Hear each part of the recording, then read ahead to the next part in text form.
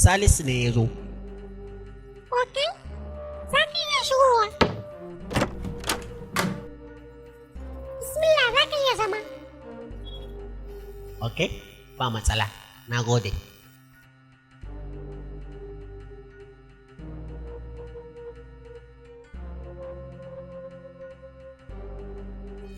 Na zauna tun ɗazu, ba ki ce komai ba. Bayan ke kika kira ni, hanya lafiya kuwa? Lafiya kala wallahi. Kawai dai wata 'yar matsala ce take damuna wallahi. Ok, za ki iya gaya min wace irin matsala ce? To, gaskiya zan iya faɗi ma, amma da sharaɗi. Kar yadda har ba za ka iya faɗi wa kowa ba, saboda gaskiya ba na so abin ya fita.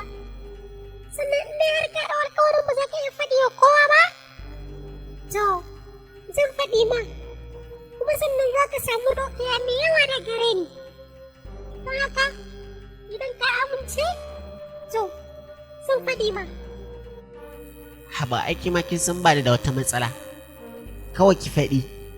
Kina faɗi, ni kuma zan nemo miki mafita. Ake kin san ni ba tun yau ba, kuma ba tun yau kika fara harka da ni ba. Kawai ki faɗi buƙatunki. Yanzu nan ki ga aiki da cikawa. To, gaskiya dai Salisu, ni mijina nake so a kashe shi. Ok, ko za ki iya faɗi mini? Sabida me yake so a kashe shi? Ina so mallake dukiyarsa. Bayan na mallake dukiyarsa, sannan kuma in ji daɗin rayuwata. Kai ma za ka samu kaso mai tsoka wallahi. Shikenan, aikinki ki ɗauka tamkar an gama shi ne. Sabida akwai wani makashi wanda ake ce mai bosa. Shi bosa kawai aikinsa ya kashe mutane ta hanyar abubuwan da yake yi. Amma duk lokacin da kika samu lokaci, to kawai ki min magana, sai mu je gun manajansa zai mana bayani akan wane ne bosa. Shikenan, yanzu ma za mu iya tafiya mu je gun manajan nasa sai mu yi magana da shi. To shikenan, za mu iya tafiya yanzu hakan ai. Amma sai dai gun manajan nasa da faɗan nisa sosai. Ba matsala, sai mu tafi a mota ta yi.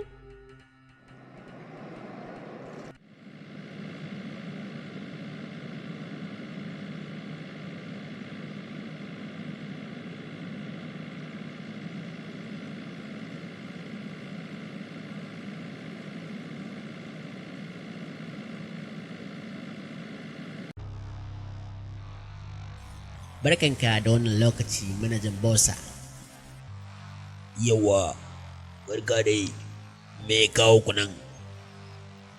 Ok, wannan ƙawatawa ce take so a kashe mata mijinta yau ko gobe. Shine na ce bari in zo gun bosa, ko mu zo ka haɗa mu da bosa sai mu ji yadda za a yi.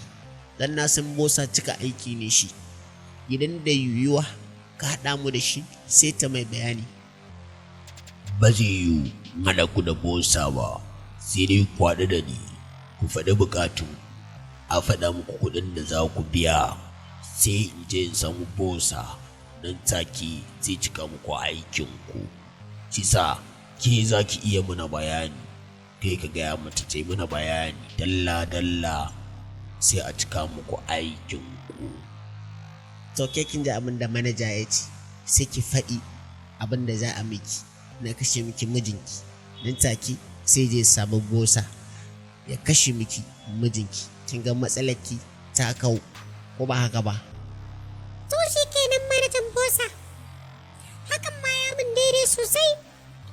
Za ka iya gaya wa bosa ya kashe min mijina yau ko gobe, sannan kai yanzu za ka iya faɗa min kuɗin aikinku, ni kuma sai in biya ku.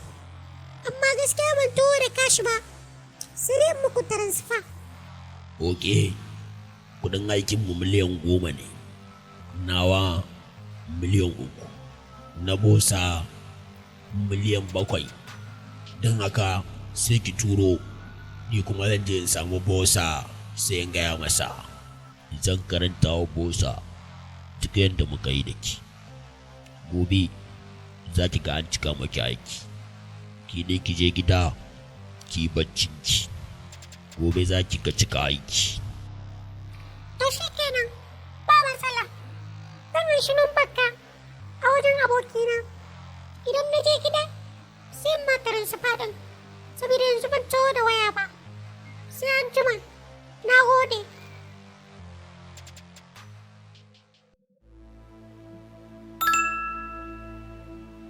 Bismillah, za ka iya shigowa.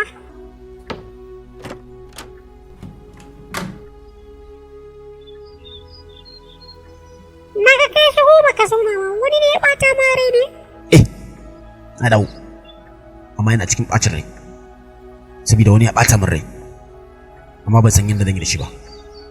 Inda na dawo gida, shikenan ne, ba komai. Ka ba mijina abinci wohi na, kai hakuri ka zauna, don wani ya ɓata ma rai. Ba gani ba, ai sai in faranta ma rai ko ba haka ba. In Allah, ka taimaka wa zuciyata, ka zauna masoyina. To shikenan, daɗi na da ke, ina dawowa gida, idan na zo da ɓata rai, kina faranta min rai. Na ji daɗi sosai, na gode, na ji daɗi, masoyiyata. Shikenan, ga na zauna aiko? Aba, ina ji daɗi mai labule, amma da kado, zuciyarka a ɓace, ani kana barin ji daɗi ba. Amma yanzu, da na ga zuciyarka ta saki, ina yi farin ciki mai labule. To, kana lafiya? Lafiya lau dawo, ke ma dai, da fatan dai, kin wuni lafiya. Kamar yadda ni ma na wuni lafiya. Lafiya lau na wuni, amma na jima ina kewarka, saboda tsananin son da nake ma, da kuma ƙaunarka. Allah ya ƙara danƙon zumunci da kuma soyayya da nake ma, ta ƙara a cikin zuciyata. Hakan zai ji daɗi sosai. Gaskiya, na ji daɗin hakan sosai, kuma kin faranta min rai sosai. Dukkan wani baƙin ciki na kwaso a waje, na dawo gida, kina kwashe min shi. Gaskiya hakan yana matuƙar min daɗi sosai. Shi yasa ya kamata in ba ki wata kyauta.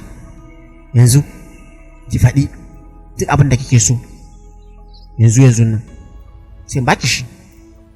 Amma ina so idan na baki kyautan nan, ki ɗauke ta a matsayin tukuici.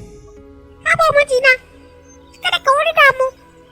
Ai hakan, haƙƙi ne a gare ni. Ya zama wajibi don na ganka a cikin ɓacin rai, in faranta ma rai. Sai dai akwai wata ƴar buƙata da nake da ita ta kuɗi, saboda wani abu ne ya daɗe yana damuna a zuciyata. Ban sani ba ko in samu ƴan kuɗaɗen a wajenka in je in biya wannan buƙatar tawa. Haba, kada ki wanda mu. Ai, ni na naki ne. Sannan kuma ke ta wuce. Kada ki damu. Duk wata buƙatar ki kamar ta wuce.